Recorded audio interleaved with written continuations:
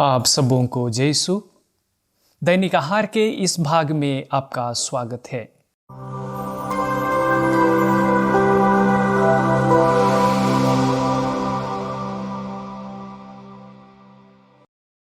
ख्रिस्त में मेरे प्रिय भाइयों तथा बहनों, ईश्वर की दया महान है।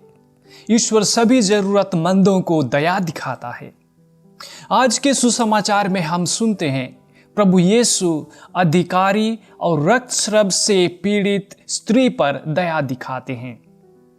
अधिकारी ने जब यीशु के पास अपने मरे हुए बेटी के लिए प्रार्थना की, मेरी बेटी अभी अभी मर गई है, आइए और हाथ रखिए और वह जी जाएगी। यह सुनकर यीशु अपने शिष्यों के साथ उसके पीछे हो लिए।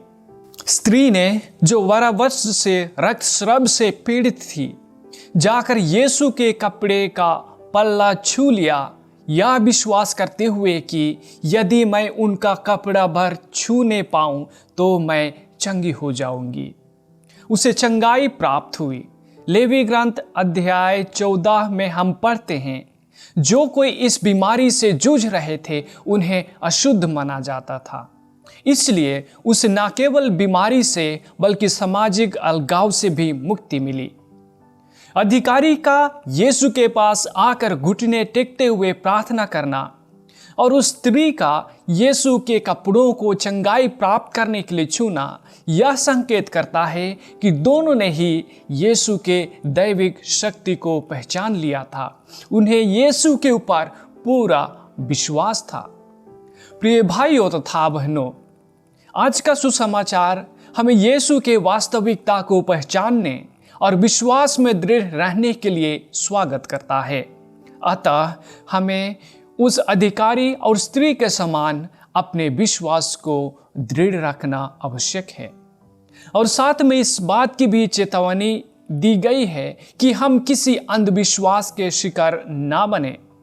कोई मुझे बता रहा था, एक भाई ने डॉक्टर के पास जाने से मना कर दिया, यह कहते हुए कि ईश्वर उसे चंगा कर देगा, और उसका स्वास्थ्य और ज्यादा बिगड़ गया। ईश्वर पर विश्वास करना हम ख्रिस्त भाई बहनों के लिए महत्वपूर्ण है, लेकिन प्रभु की चंगाई अनेक प्रकार से आती है। अन्य लोगों के जरिए भी आती है, जैसे बीमार लोगों के लिए दवा और डॉक्टर इत्यादि। ईश्वर ने हमें बुद्धि दिया है जिससे कि हम सृष्टि को सुंदर बनाएं, ईश्वर की दया को समझ सकें और दूसरों को भी बता सके। दयालु प्रभु से आज दुआ मांगे ताकि हमें भरपूर आशीष प्राप्त हो। आमीन।